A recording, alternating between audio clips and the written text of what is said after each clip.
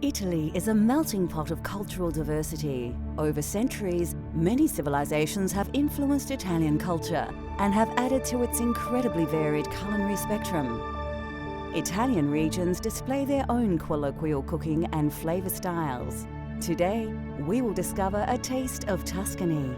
Join us as we explore the classic dishes, unique ingredients, and the diverse cultural flavors of Italy.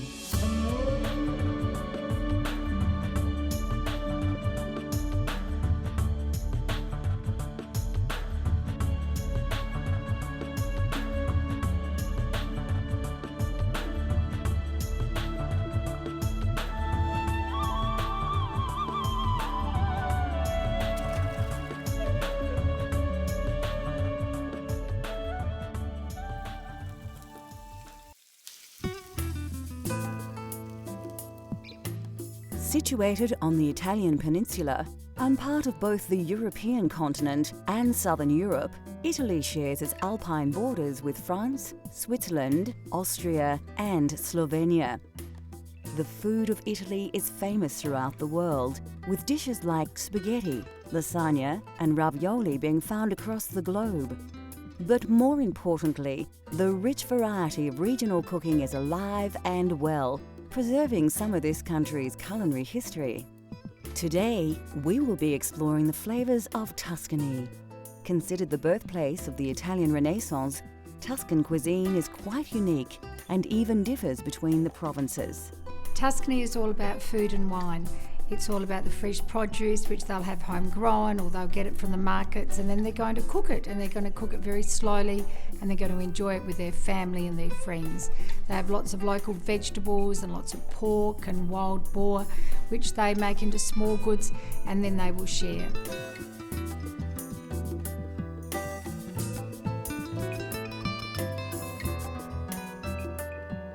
To create a classic pasta dish, of course you need pasta.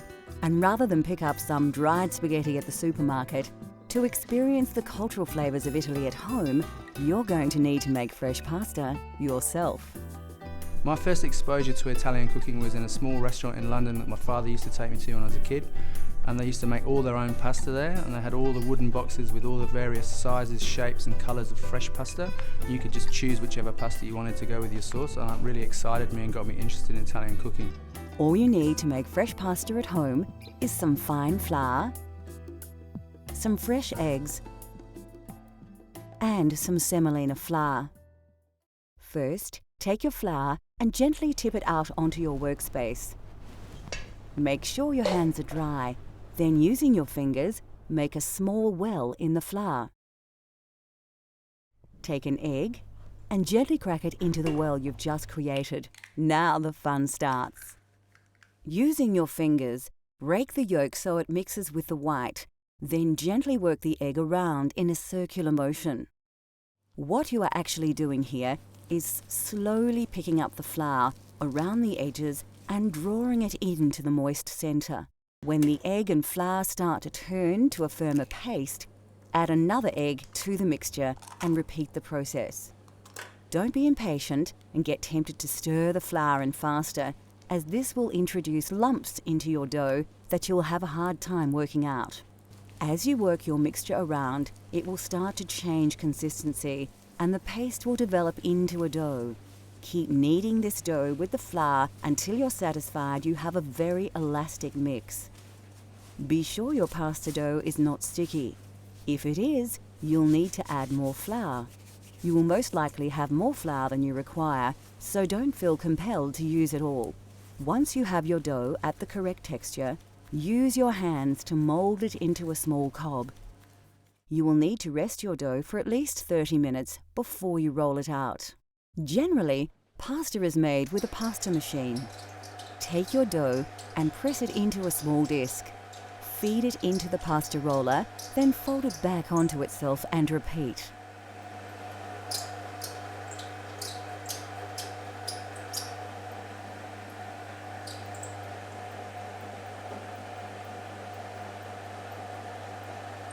Keep rolling the pasta dough out until you have a long, thin sheet of pasta ready for cutting. Now, add your chosen pasta cutter to the pasta machine. Lightly dust your rolled dough with a little semolina and carefully slice your pasta. Once cut, dust your fresh pasta with semolina and put it aside for later. We'll cook our fresh pasta in a fettuccine al funghi later in the show.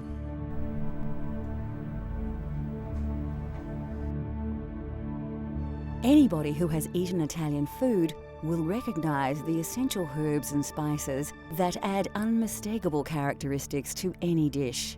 The most common herb in Italian cooking is basil. Crushed basil leaves combined with oil, garlic, and pine nuts create the famous pesto sauce. Basil is regarded as the perfect complement to the flavour of tomato sauce and works well with pasta. Another herb used widely in Italian cooking is oregano. Offering a complementary flavour to basil, it is also commonly used in tomato-based dishes. Of course, garlic features heavily in Italian cooking right across the country. Fennel seeds lend a distinctive aniseed flavour to roasted meat or fish. Rosemary makes a wonderful addition to roasted meats and vegetables. Often included in salads and dressings, sage is probably most famous as the key herb in saltimbocca.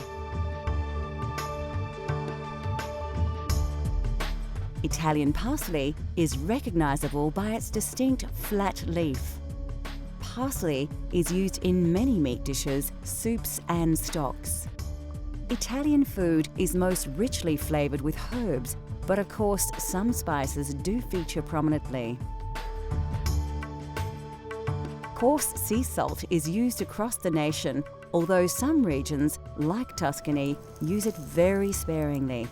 Fresh dried black peppercorns, saffron and coriander feature prominently. Nutmeg is used in savoury dishes and desserts, and vanilla is a popular dessert spice. Ginger is rarely used in Italy, although it is very popular in the Apulia and Basilicata regions, showing just how diverse the cultural flavours of Italy are. Still to come on Cultural Flavours, Italy. We turn our freshly made pasta into a delicious mushroom taste sensation, and we discover the secret of making perfect, authentic Italian coffee. In Italy, wild mushrooms have always been a favourite part of the local cuisine. With mushrooms available everywhere, anybody can make this dish at home. You may even want to splash out on a famously expensive ingredient.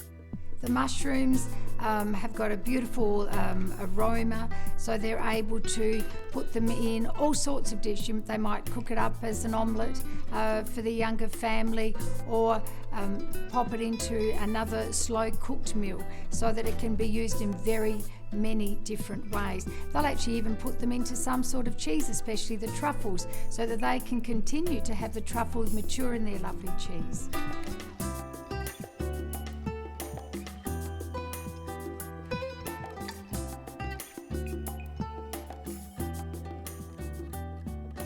For this dish, you will need a selection of mushrooms. You can use fresh local varieties or a combination of fresh and dried.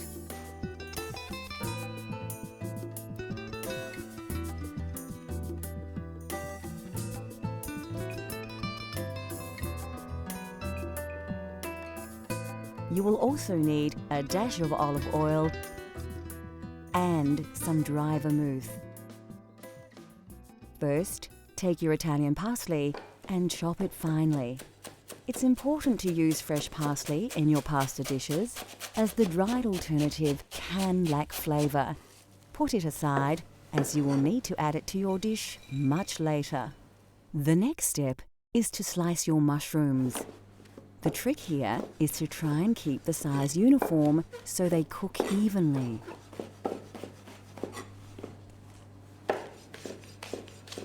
Remove your dried mushrooms from the water and squeeze off the excess moisture. Then chop them evenly. Keep the water, you will need it later. Take the stalk of celery and remove the leaves. Chop into lengths, slice along the grain, Then finely dice into small blocks to avoid large chunks of this strongly flavoured vegetable masking the delicious mushroom flavours. Next, chop your garlic and slice your red onion. Put the ingredients aside and heat up your pan. So, to prepare the sauce, we're going to start with a nice fry pan, a little bit of oil. Want the oil to get nice and hot, almost smoking. The first thing we're going to add is our mushrooms, so they get a nice bit of colour on them. Brings out all the nice flavours, so they don't go soggy. After the fresh mushrooms have braised a little, add the dried mushrooms, then the celery, onion and garlic, and a sprinkle of salt. Reduce the heat and cook it gently to bring out all the combined flavours. Add a dash of vermouth and some of the liquid stock you had the dried mushrooms in, and your Italian sauce will be taking shape. Next, add the butter and cook on a gentle heat with the juices. When the butter emulsifies, it will produce a nice rich sauce. Finally, add your chopped Italian parsley and stir it right through the sauce. Then set it aside to rest while you cook your pasta. Put your heavily salted water on the boil. Ensure that it is a strong, rolling boil before adding the fresh pasta you prepared earlier. Stir it around a little to prevent the pasta from sticking together. Fresh pasta won't take long to cook, about 3 to 5 minutes. Drain your pasta in a colander and put your sauce back on the heat. Make sure it is very shiny. You can add more stock or butter to get your sauce to the desired consistency. Add your drained pasta to the sauce in the pan and stir through. Make sure you have covered the pasta entirely with your mushroom sauce. Then you are ready to serve. Grate some Parmigiano Reggiano, commonly known as Parmesan cheese, over the dish. Just enough to give it some bite and some extra saltiness, but not so much it causes the dish to go gluggy. Finally, if you have them, shave some black truffle over the dish just before serving.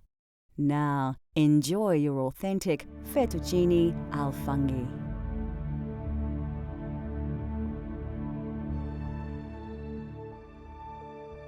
Italy is said to be one of the healthiest nations on the planet, and this is in large to do with a healthy diet, rich in vegetables and vegetable oils. Of course, the most important vegetable in Italian cooking is the tomato. There are many varieties of tomato that are used in soups, sauces, and pasta dishes. Brought to Italy in the 18th century, the tomato has become synonymous with Italian cuisine. The Italians love fresh vegetables and are famous for their salad dishes. Brought to Italy in medieval times, cucumbers are now part of Italian culinary culture. Root vegetables like carrots, radish, turnips, and beetroot all feature prominently in Italian cuisine, as do onions and leeks.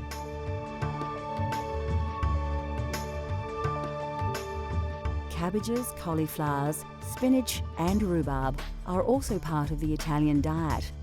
Squash and pumpkins are often used as an accompaniment. Bell peppers and potatoes also have become part of Italian food culture. Melons, like cantaloupes named after the town of the same name near Rome, are often presented as a dessert. Asparagus is a common ingredient in many Italian dishes. Mushrooms are highly regarded in Italian cuisine, especially in the provinces in and around Tuscany.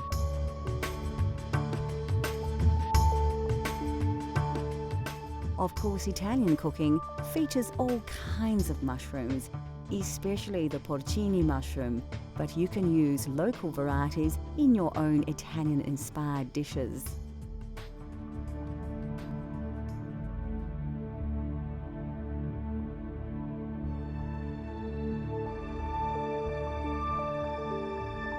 Coffee originated in the highlands of Ethiopia and quickly spread across the Islamic world during the Middle Ages.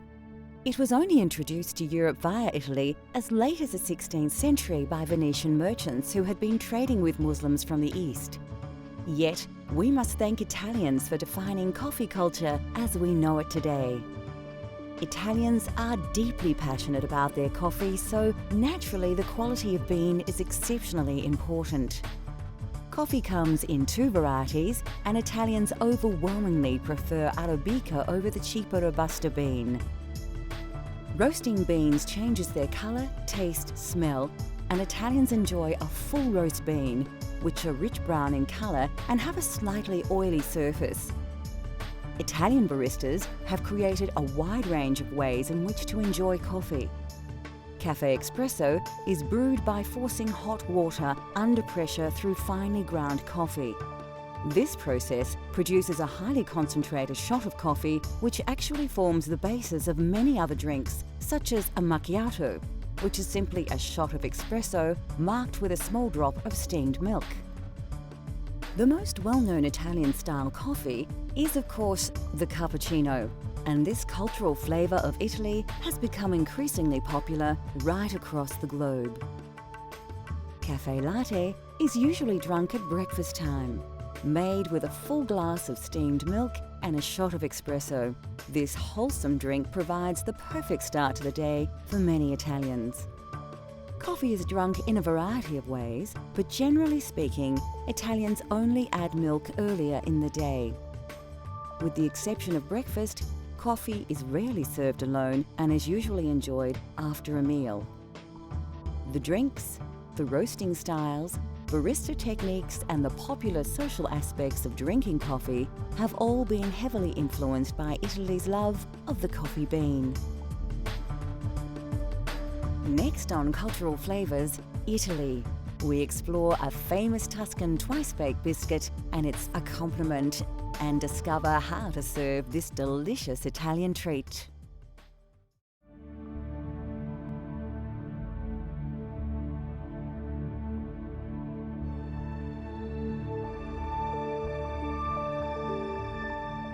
There are hundreds of types of pasta, but generally authentic pasta is made from durum wheat flour or semolina, which accounts for its yellow tinge.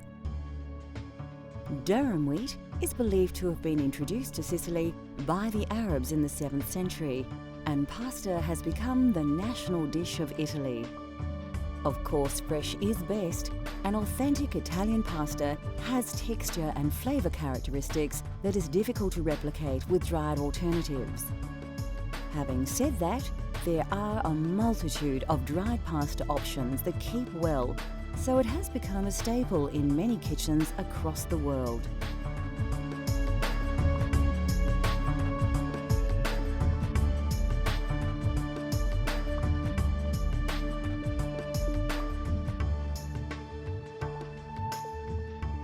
Italy produces 25% of all the olives grown globally from hundreds of varieties of olive tree.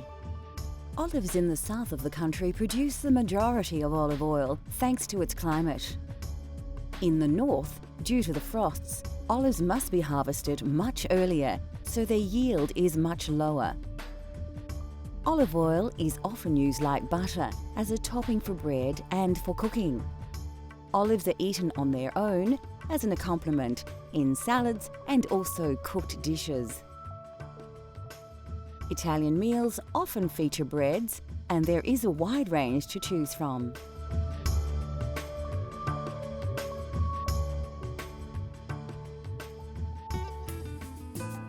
Italian food is rich with tradition, and there are few foods more traditional than biscotti. Tuscany, they love their biscotti.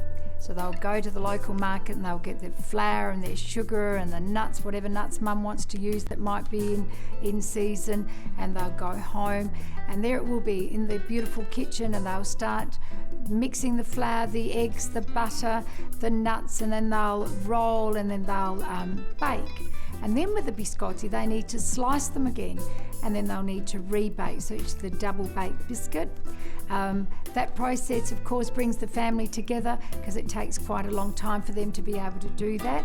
And then more especially, those biscotti are shared with their family and their friends. And because they are so hot and so crisp, they'll be able to share them for the rest of the week.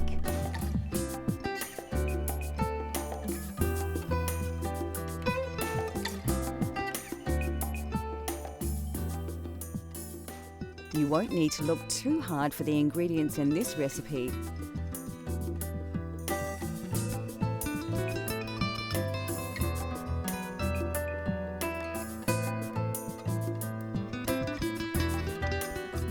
Place your butter in a bowl and add your caster sugar. Mix the ingredients with a spatula until you have a consistency like this. The technique here has more than a few similarities with pasta preparation. So, just like making pasta dough, add your first egg and mix it into the sugar and butter. Work the ingredients together to achieve a smooth paste. Do the same with all the eggs until you have a fairly liquid, smooth and even paste.